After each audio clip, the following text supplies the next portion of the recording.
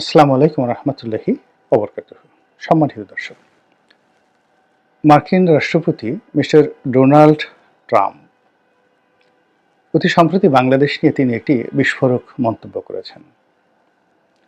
তিনি বলেছেন যে তার পূর্বসূরি মিস্টার জো বাইডেন সেই আমলে বাংলাদেশের জন্য, বাংলাদেশের রাজনীতি উন্নত করার জন্য ভোটারদেরকে মানে ওখানে যে সকল প্রকল্পে ভালো ভালো কথা থাকে সেই সকল ভালো ভালো কথার আলোকে একটি প্রকল্প বানিয়ে সেই প্রকল্পের বিপরীতে $29 মিলিয়ন, যা বাংলাদেশি টাকায় 350 কোটি টাকা হয়, এই টাকা বাংলাদেশের একটি প্রতিষ্ঠানকে দেয়া হয়েছে, যেটি কাগজে কলমে নামকা ওয়াস্তে এই প্রতিষ্ঠান। মিস্টার ডোনাল্ড ট্রাম্প আরও বলেছেন যে সেই প্রতিষ্ঠানে মাত্র 2জন ব্যক্তি রয়েছে এবং সেই প্রতিষ্ঠানের নাম কেউ জানে না, এবং তিনি ঠাট্টা করে বলার চেষ্টা করেছেন যে তারা এই টাকা নিয়েছে, টাকা নিয়ে তারা কোনো এই টাকা খরচ করেনি এবং এই টাকা নিয়ে তারা খুবই ধনী হয়ে গেছে, এবং যে সকল মানুষ এই টাকা নিয়েছে তারা হয়তো সর্বোচ্চ $10,000 ভিক্ষুক, মানে দে ক্যান এক্সপেক্ট, তারা আশা করতে পারে, উপার্জন নয়, তারা আশা করতে পারে হাত পেতে মানুষের কাছ থেকে বড় জোর $10,000। তো সেই $10,000 মানে 10 লাখ টাকা সর্বোচ্চ তারা আশা করতে পারে। তো সেখানে তারা হঠাৎ করে রাতারাতি যখন এতগুলো টাকা পেয়ে গেল, মানে $29 মিলিয়ন যখন পেয়ে গেল, 350 কোটি টাকা, তখন একেবারে প্রকাশ্য দিবালোকে মুহূর্তের মধ্যে তারা চেক পাওয়ার সঙ্গে সঙ্গে তারা ধনী হয়ে গেল। এরপর তিনি ঠাট্টা করে বললেন যে খুব দ্রুত বা শীঘ্রই এই ধনী ব্যক্তিদের নাম বিশ্বের নামকরা একটি বিজনেস ম্যাগাজিনে প্রচ্ছদ হিসেবে আসবে। এটা তিনি বলেননি যে তিনি প্রকাশ করে দিবেন কারা কারা এই টাকা নিয়েছে, তাদের নাম। তিনি জাস্ট ঠাট্টা করে বলেছেন যে যেহেতু তারা এত অল্প সময়ের মধ্যে জাস্ট একটা চেক লেখা হয়েছে আর সেটা তারা গ্রহণ করেছে, আর সেই টাকাটি তাদের অ্যাকাউন্টে ট্রান্সফার হয়েছে, এটি হয়তো বড় জোর 24 ঘন্টা। তো 24 ঘন্টার মধ্যে বা আরও কম অল্প সময়ের মধ্যে কোনো একটি মানুষ 350 কোটি টাকা যে বিস্ময়করভাবে অর্জন করলো, এটি নিঃসন্দেহে একটা বড় সফলতা, তাদের একটা কৌশল, এবং তাদের এই কৌশলের উৎস কি, কীভাবে তারা আমেরিকার মতো একটা রাষ্ট্রকে বুদ্ধ বানিয়ে ফেললো, বেকুব বানিয়ে ফেললো, এবং কি করে তারা নিজেরা ইঁদুর হয়ে বা বিড়ালের মতো ছোট হয়ে, সুহাকি তারা হয়ে সিংহ আকার ধারণ করে পুরো আমেরিকার প্রেসিডেন্টকে তারা বিমুগ্ধ করে ফেললো যে এই লোকদেরকে যদি 350 কোটি টাকা দেওয়া হয় তাহলে আমেরিকার জন্য বিরাট একটা উপকারের বিষয়বস্তু হয়ে দাঁড়াবে। তো এই কথা বলতে গিয়ে তিনি ভারতের কথাও বলেছেন যে ভারতে একইভাবে $21 মিলিয়ন দেওয়া হয়েছে। আবার ভারতের পক্ষ থেকে বিভিন্ন লোকজন বলার চেষ্টা করেছেন যে $21 মিলিয়ন দেওয়া হয়েছে ভারতের মতো রাষ্ট্রে, সেটা দরকার নেই, এটা খুব অল্প টাকা ভারত রাষ্ট্রের জন্য। তো এই টাকাগুলো দেওয়া হয়েছে USAIDর মাধ্যমে, মূলত বাংলাদেশে তাদের যে মিশন ছিল, 007 মিশন ছিল, জো বাইডেনের শেখ হাসিনা সরকারকে হটানোর জন্য, পতনের জন্য, জনমত সৃষ্টি করা, ক্যাডার সৃষ্টি করা, তারপরে সেখানে সন্ত্রাস তৈরি করা এবং নানা রকম কর্মকাণ্ড, একটি সরকারকে অস্থির করে তোলার জন্য যা যা করার দরকার সেই জিনিসগুলো করার জন্য তারা বিকল্পভাবে সরাসরি বাংলাদেশের তাদের যারা এজেন্ট রয়েছে তাদেরকে দিয়েছে, আর ভারতীয় তাদের যে এজেন্ট রয়েছে তাদের মাধ্যমে দিয়ে ওই এজেন্টদেরকে আবার বলা হয়েছে যে তোমরা এই অর্থ বাংলাদেশে বিনিয়োগ করো। এইরকম কথাবার্তা চলছে। ঘটনা যাই হোক না কেন, বাংলাদেশে এই টাকা যারা নিয়েছে তারা বেঈমান, তারা মুনাফিক, তারা বিশ্বাসঘাতক, তারা দেশদ্রোহী, এই হিসেবেই বর্তমানে তাদেরকে সবাই চিহ্নিত করার চেষ্টা করছে, তাদেরকে গালাগাল দিচ্ছে, তাদেরকে খুঁজছে কে সেই বেঈমান, কে সেই মুনাফিক, কে সেই মির্জাফর, তাদের নাম জানতে চাচ্ছে এবং সামাজিক মাধ্যমে যে যার মতো করে মন গড়া বক্তব্য দিচ্ছে এবং অনেকের জীবন হারাম করে দিচ্ছে। অনেকে সেই শেখ হাসিনার জমানার অনেকের ছবি দিয়ে বলছে এরা খেয়েছে এই টাকা, অনেকে এই বর্তমান জমানাতে যারা খুব বেশি সরকারের আশেপাশে ঘুরঘুর করছে তাদের ছবি দিচ্ছে, বলছে এরা এ টাকা খেয়েছে, কেউ শিক্ষক, কেউ অধ্যাপক, কেউ ডক্টরেট, কেউ এনজিওর মালিক। মানে পুরো বিষয়টা নিয়ে যে অবিশ্বাস, যে সন্দেহ তৈরি হচ্ছে, এটি নিয়ে যে কোনো সময় একটি অস্বাভাবিক, অনভিপ্রেত এবং অস্বস্তিকর একটি পরিবেশ তৈরি হবে এবং যে কোনো দুর্ঘটনা ঘটে যেতে পারে। এবং আমেরিকার যে উদ্দেশ্য, সেই উদ্দেশ্য হলো যে এইভাবে পানি ঘোলা করে দেওয়া। মিস্টার ডোনাল্ড ট্রাম্প যে এই কথাগুলো বলেছেন, তিনি যে একেবারে নেহায়েত পাগলের মতো এই কথা বলেছেন, নট লাইক দ্যাট। বোঝার চেষ্টা করুন যে আমেরিকার মতো একটি রাষ্ট্র, আপনারা যারা আমেরিকাতে থাকেন, আপনাদের ঘনিষ্ঠ বন্ধুবান্ধব বাদ দিয়ে ধরুন আমেরিকার যে এলিট সোসাইটি রয়েছে, তাদেরকে ঢাকা সম্পর্কে, বাংলাদেশ সম্পর্কে জিজ্ঞাসা করেন, খুব অল্প লোক এখনো পর্যন্ত বাংলাদেশ সম্পর্কে তারা জানে। বেশিরভাগ লোক বলে ওটা ইন্ডিয়া। তো সেখানে মিস্টার ডোনাল্ড ট্রাম্প বাংলাদেশের নাম যেভাবে উচ্চারণ করছেন বারবার, বাংলাদেশকে নিয়ে যেভাবে টুইট করেছেন, শেখ হাসিনার সেই পতনের পরপরই এবং তার ক্ষমতা লাভের আগের থেকেই এটির পেছনে একটি সুদূর প্রসারী পরিকল্পনা রয়েছে।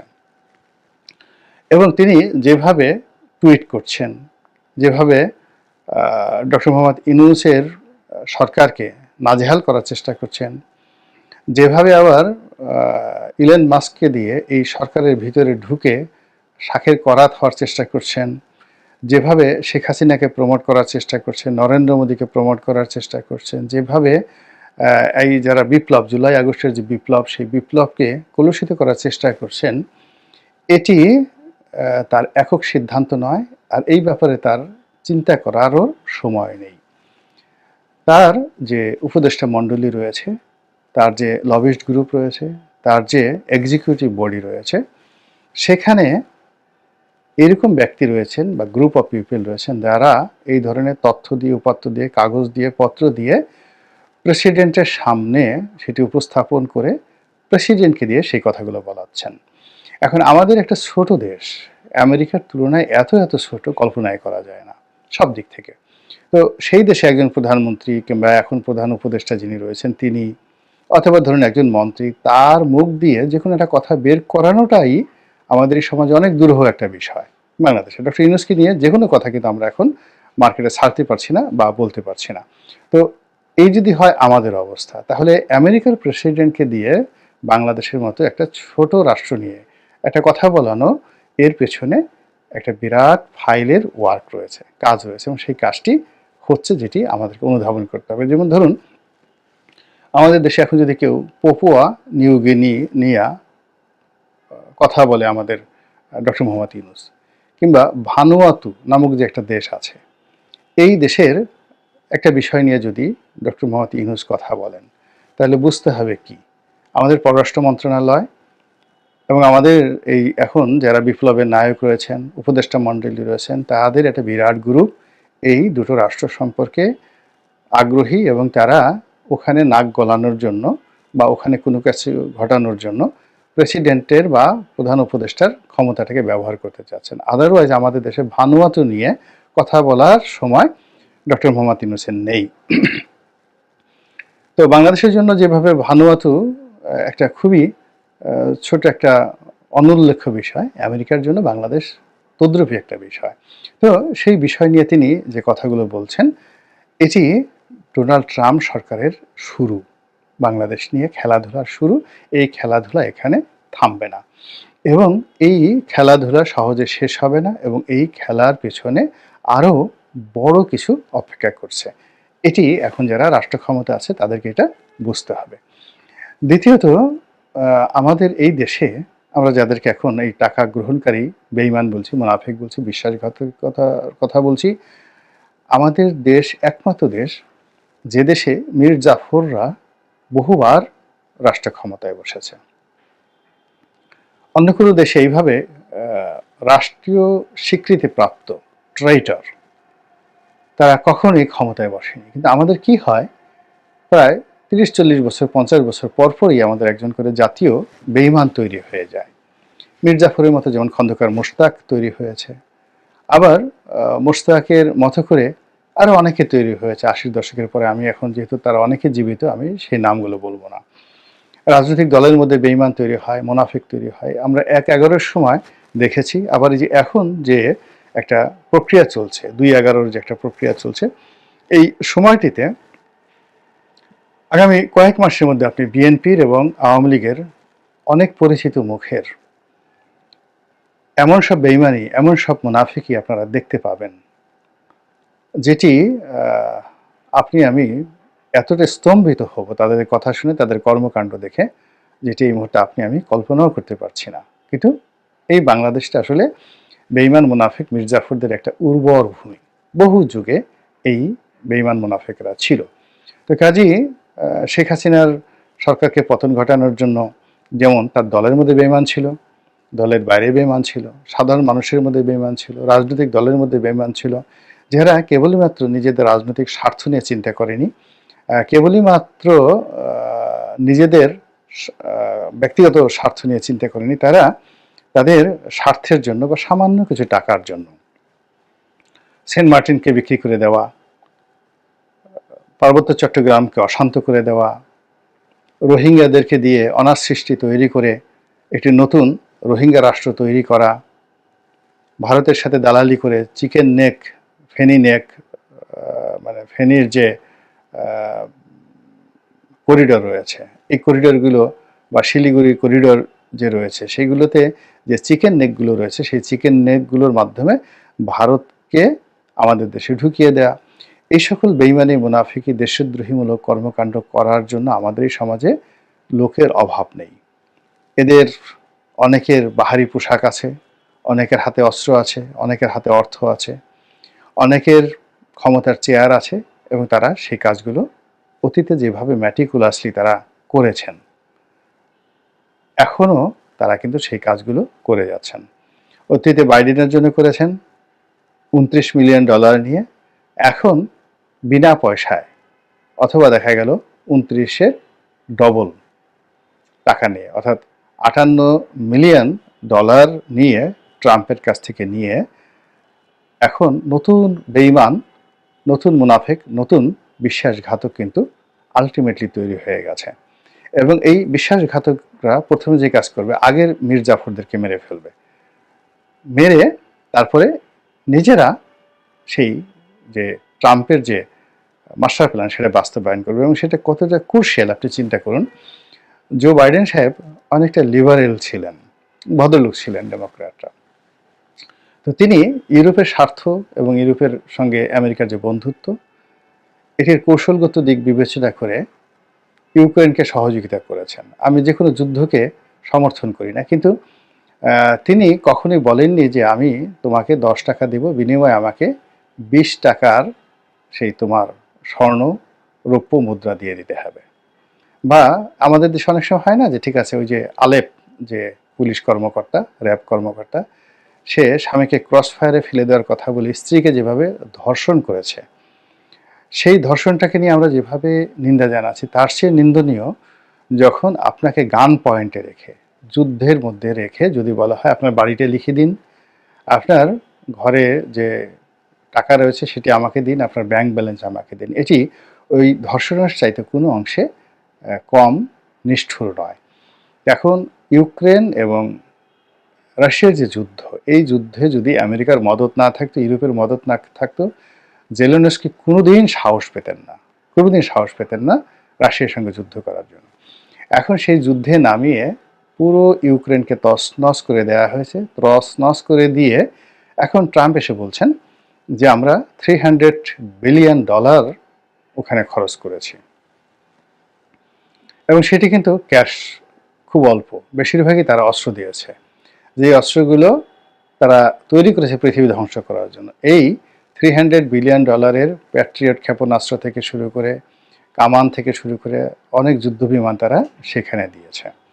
এবং অবাক করার ব্যাপার হলো যে এর একটা বিরাট অংশ আবার ইরানে চলে গেছে ভয়ঙ্করভাবে, যেখানে ইউক্রেনের এই যাকে বলা হয় সৈনিকরা পরাজিত হয়েছে।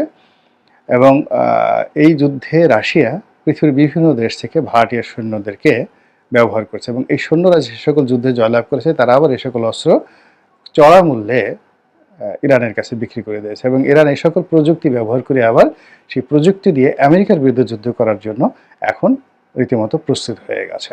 তো এই হলো বিশ্ব রাজনীতির ভয়ঙ্কর খেলা এবং সেই খেলায় মিস্টার ট্রাম্প ক্ষমতায় এসে প্রথমে তিনি বললেন ২৪ ঘন্টার মধ্যে যুদ্ধ বন্ধ করবেন। এরপর তিনি মিস্টার পুতিনের সঙ্গে কথা বললেন, তারপর ইউক্রেনকে চাপ দিলেন, চাপ দিয়ে ইউক্রেনের জেলেনস্কিকে স্বৈরাচারী বললেন, তারপরে তাকে ভাড় বললেন। আপনারা জানেন যে তিনি মূলত একজন চলচ্চিত্রের কমেডিয়ান নায়ক, আমাদের যেমন হাবা হাসমত আছে ওইরকম হাবা হাসমত প্রকৃতির চরিত্রে তিনি অভিনয় করেন, খুবই জনপ্রিয় ছিলেন। কিন্তু সেই দেশে তার অবস্থান স্বৈরাচারী, অর্থাৎ তিনি জোর করে ক্ষমতা দখল করেছেন এবং জনগণের সমর্থন তার নেই।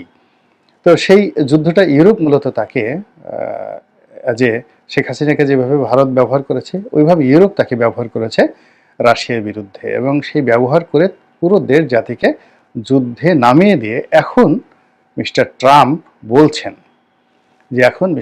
বলছেন যে আমরা সাহায্য দিতে পারি, দেব, তবে শর্ত হলো ইউক্রেনকে সে আমাদের $300 বিলিয়ন যে খরচ তার মূল্য বাবদ $500 বিলিয়ন যে দুর্মূল্যের যে খনিজ সম্পদ রয়েছে, পৃথিবীর সবচেয়ে দামি খনিজ সম্পদগুলো কিন্তু এখন সেই ইউক্রেনে রয়েছে। আপনার অবাক হয়ে যাবেন যে স্টিলের মধ্যে এবং গোল্ডের মধ্যে হাইয়েস্ট গ্রেডের কিছু গোল্ড রয়েছে, ডায়মন্ড রয়েছে এবং স্টিল রয়েছে। পৃথিবীর সবচেয়ে দামি দামি কোম্পানিগুলো এই মেটালগুলো ব্যবহার করে, যেমন ধরেন রোলেক্স, তারপর ওমেগা, প্যাটেক ফিলিপ, এই ঘড়ি কোম্পানিগুলো তাদের যে হোয়াইট গোল্ড কিংবা তাদের যে স্টিলগুলো এগুলো ব্যবহার করে এবং ইউক্রেন থেকে এগুলো আনে এবং গত এই 3 বছর ধরে এই সাপ্লাইগুলো তারা ইউক্রেন থেকে পাচ্ছে না। ফলে কি হচ্ছে, ওয়ার্ল্ড ওয়াইড সেই প্রায় 40% এই সকল লাক্সারি আইটেমের দাম বাড়িয়ে দেওয়া হয়েছে বা বেড়ে গেছে এবং ওই প্রোডাক্টগুলো পাওয়া যাচ্ছে না। তদ্রূপ নিউক্লিয়ার সায়েন্স থেকে শুরু করে মেডিকেল সায়েন্সের অনেক গুরুত্বপূর্ণ যাকে বলা হয় উপকরণ এই ইউক্রেনে রয়েছে। এখন এই যে যুদ্ধের মধ্যে ফেলে দিয়ে মিস্টার ডোনাল্ড ট্রাম্প সেই যাকে বলে খনিজ সম্পদগুলো তারা নিয়ে নিতে চাচ্ছে। প্রথমে জেলেনস্কি রাজি হননি, এখন রাজি হচ্ছে। একই গেম বাংলাদেশে শুরু হয়েছে। ইউক্রেনের মতো করে